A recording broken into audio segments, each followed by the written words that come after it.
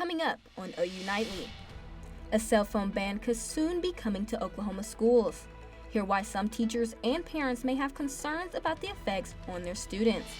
Plus, a student athlete here at OU who has a heart for fostering. How she handles it all, coming up.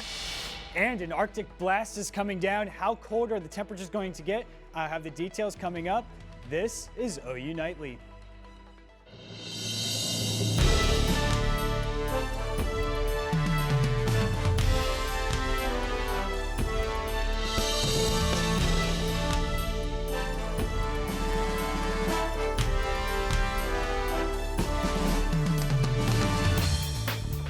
Thanks for watching OU Nightly. I'm Abigail Franklin. And I'm Julia Roberts. We begin tonight with reactions from teachers and students following the Oklahoma House passing the first bill of the House session yesterday.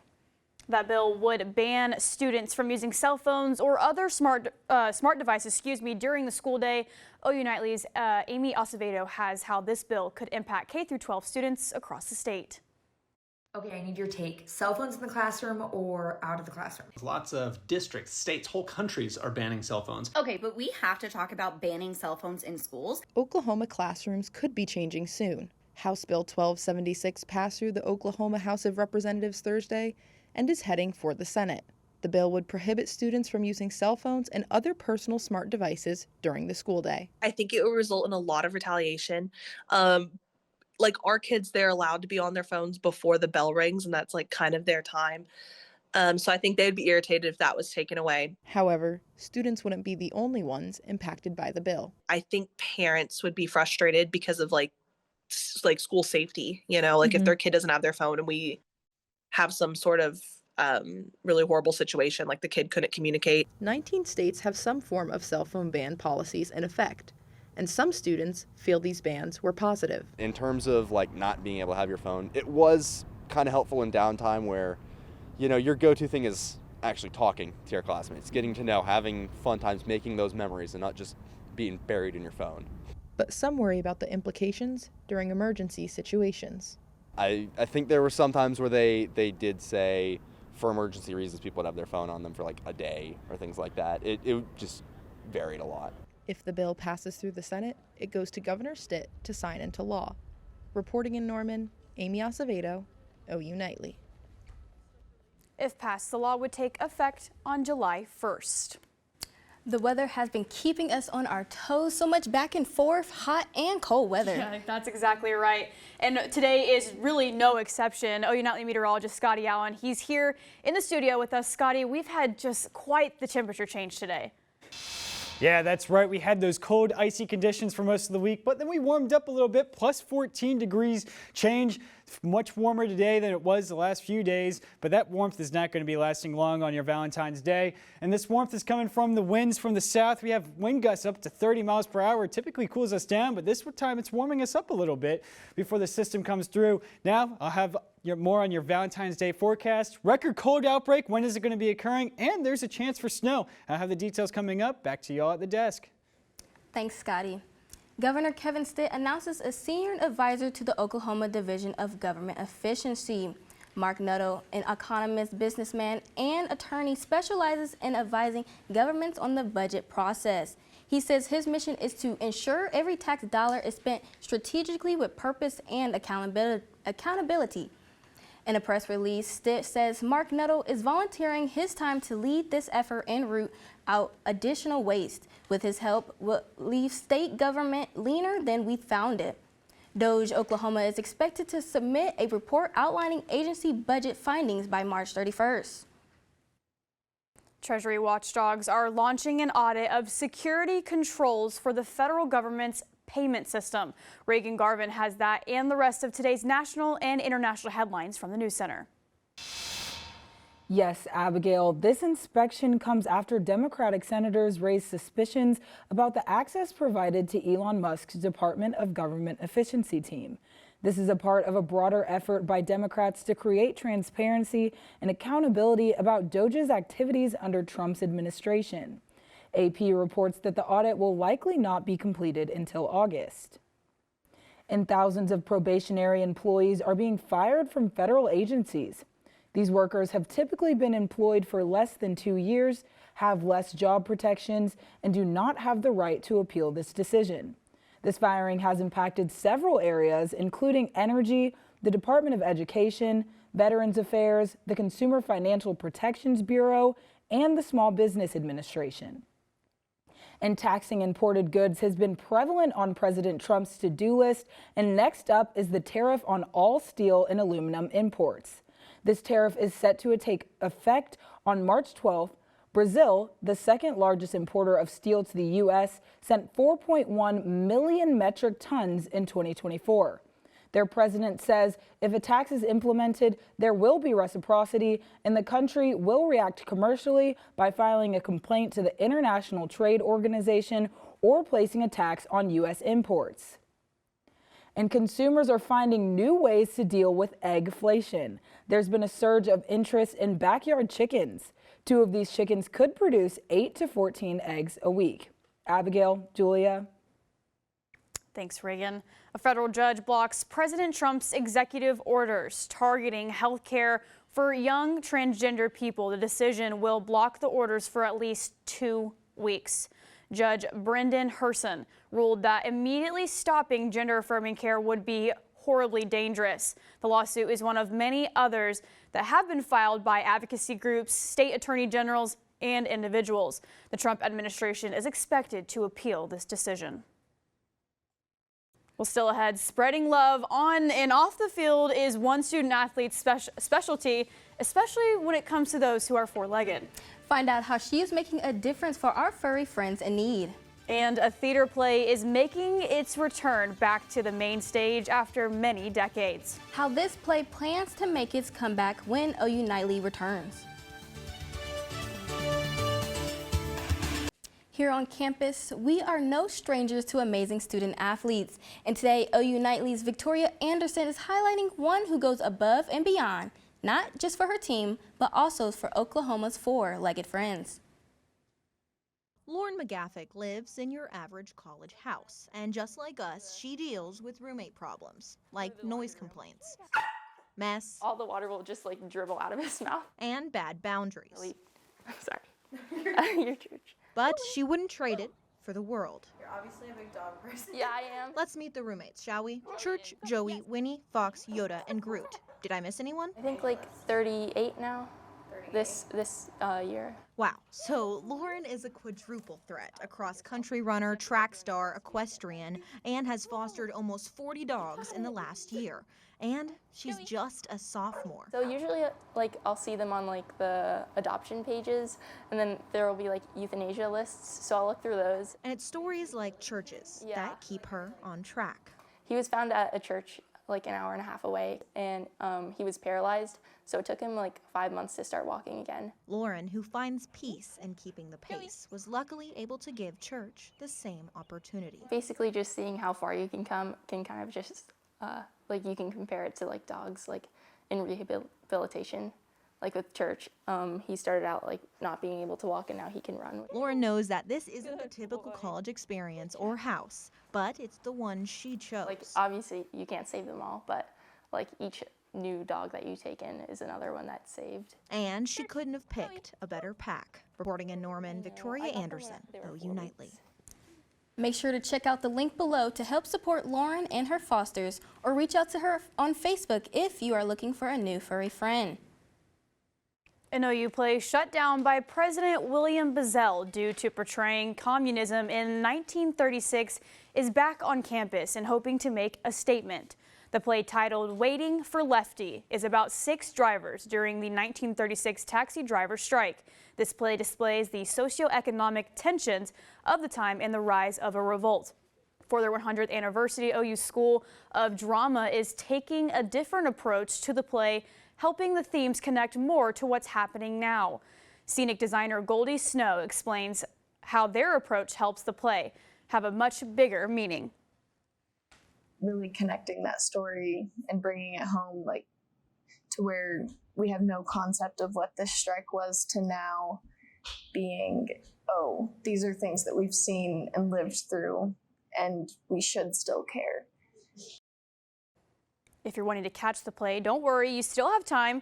There is a showing tonight at 8 p.m. or other times provided on your screen tomorrow and Sunday. And thanks to the OU School of Drama for the poster picture provided. If you're still needing to grab your perfect gift for this Valentine's, time is running out, but we might have an easy solution for you. When we return, find out how one organization is making card shopping easier. Frigid cold and snow chances on the way. When's it going to be occurring? I have the details.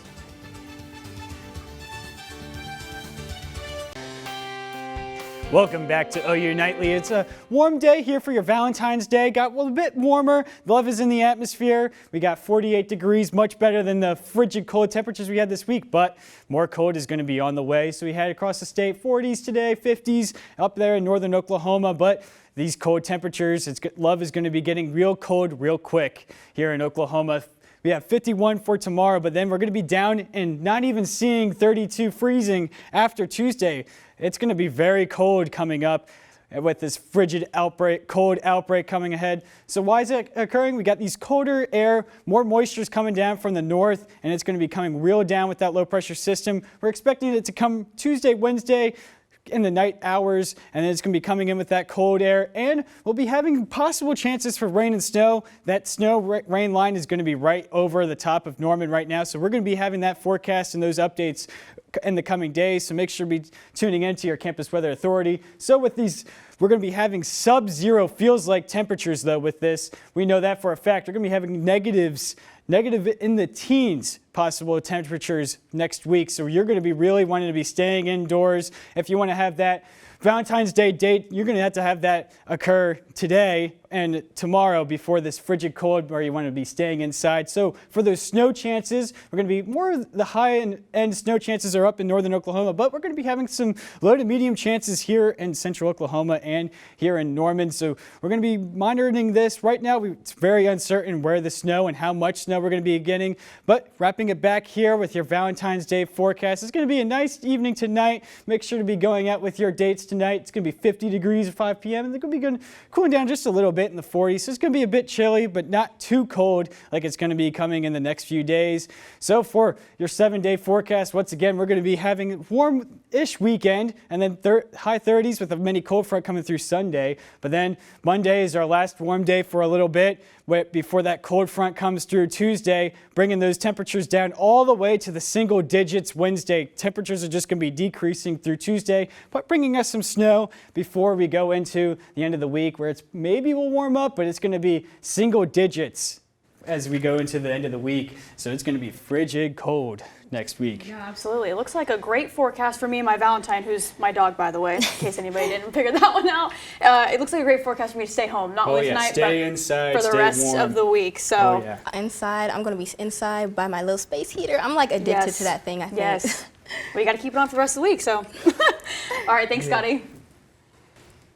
Well, if you're needing to get a perfect card for your Valentine today, the Oklahoma organization called Shape Your Future has the right card for you. They're a little more unique and funnier than the ones you might find at the grocery stores, but they could be right up your alley. Take a look at them right here. These catchy phrases and unique elements provide the perfect Valentine's Day card for you and your special someone. Or maybe you're like me and will give yourself one, but whoever it is for you, you can find these cards on their Facebook page.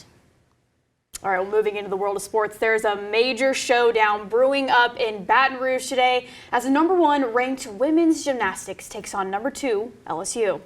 And as we head into the weekend, it's time to gear up for men's and women's hoops. Watch what to find out in Big Friday Sports next. Well, hello and happy Valentine's Day, everybody, from the Big Friday Sports team. Even though I didn't get the pink memo, I'm Darby McCormick. And I'm Hallie McPherson. Luke Combs says there ain't no love in Oklahoma, and OU men's basketball seems to be proving that with their field goal percentage. But they do have a chance to earn it back tomorrow. For the first time since January 25th, the OU men's basketball team will play an unranked opponent when the team hosts LSU on Saturday at 5 p.m. This will be the 6th all-time meeting between the Sooners and the Tigers. And the Sooners are in a 3-game losing slump, losing by at least 18 points. This hasn't happened since 1963, 62 years ago. Head coach Porter Moser says these shots just need to fall. Up until these 3 games, we've been very, very good offensively, no matter who we played, in terms of movement, spacing, getting a good shot. We've not always made the shot, but we've gotten good offense. And I think we got to go back to getting, second, third side, getting the ball to the paint, inside out, off the dribble, but not as much standing around and trusting that. Number 16, OU women's basketball aims for the team's first 3-game win streak in conference play when they take on Mizzou in Columbia on Sunday. The last time the teams met, the Sooners put the Tigers in the litter box, beating them by 17.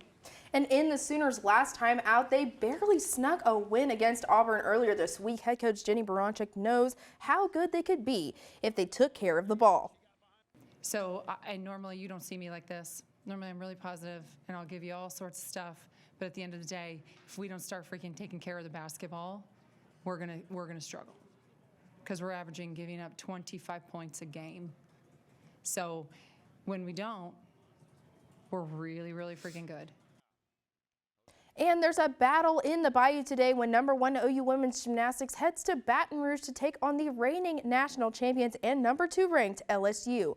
A win this weekend would be the 900th in the Sooners program record books, but head coach KJ Kindler knows there needs to be a calm before the storm. We've been putting a lot of effort into the details. Did get a lot of reps in during the week, but I do also think I saw just a hair of fatigue, and we talked about that at the end of the meet. Like, we need to recover well this weekend, traveling to LSU. Tomorrow, the OU men's gymnastics team is hitting the floor as well, hosting number 6 Michigan and number 14 Simpson. But this isn't just any meet in McCaslin Fieldhouse. It is senior night, student group night, and flipping through the decades night. The first 100 fans can win a throwback senior poster. Doors open at 5. OU softball plays Hofstra in Waco, Texas tomorrow, and the 4-peat champions are on a win streak since the season started. But even in the wins, Ella Parker has learned that the team is seeking a balance that needs to be mastered over time. If we're not picking it up on offense, we're going to do our absolute best to pick it up on defense and back up our pitchers. Our pitchers did amazing, and so just being able to play behind them and keep the game rolling. Like, sooner or later, we knew we were going to get something rolling, but really just keeping our defense on lock really kept us in the game. OU track and field have been competing since 1 today in Arkansas at the Tyson Invitational, and a group of OU men's long distance runners are competing in Washington for the Husky Classic today.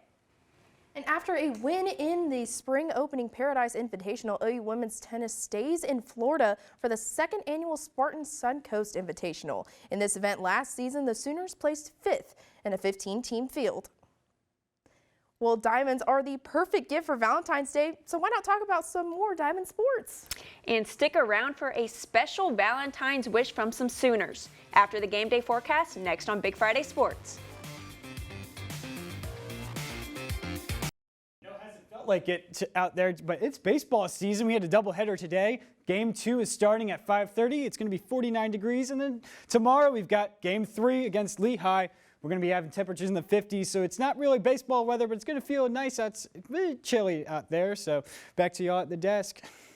Well, thank you, Scotty. OU baseball is already on a roll in their opening weekend, hosting Lehigh at 2, and so far so good for OU. And due to the weather, the Sooners will also have a doubleheader today against Lehigh again.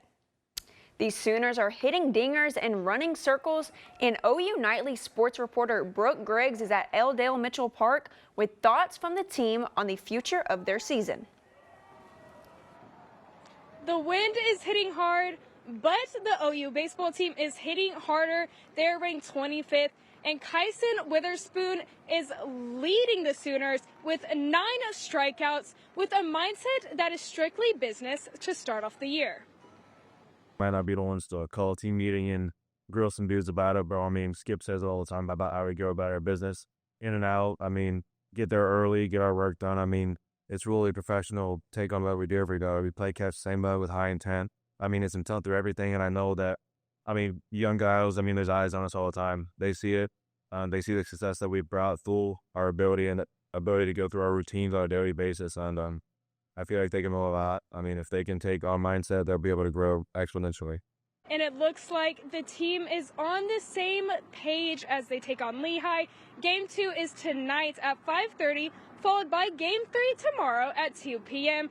as the 2024 Big 12 regular season champions look to make the same results in the SEC. Hallie? Thanks, Brooke. And a little update on that baseball game. The Sooners are leading 10-3 in the 9th. And the Minnesota Timberwolves broke the Oklahoma City Thunder's 7-game winning streak last night. And Anthony Edwards stole the energy quick in the first quarter with this slam on Chet Holmgren. Shai Gilgeous led the Thunder with 24 points after shooting 2 for 13 in the first half, resulting in a 116-101 Thunder loss. Lou Dort believes they will bounce back after their week-long break. Of course, we doing good, and I feel like we're going to get every team's best punch, every time we earn to be in that position now. So, it's definitely going to be a learning experience. We'll get back after this break, watch film and see what we can get better at.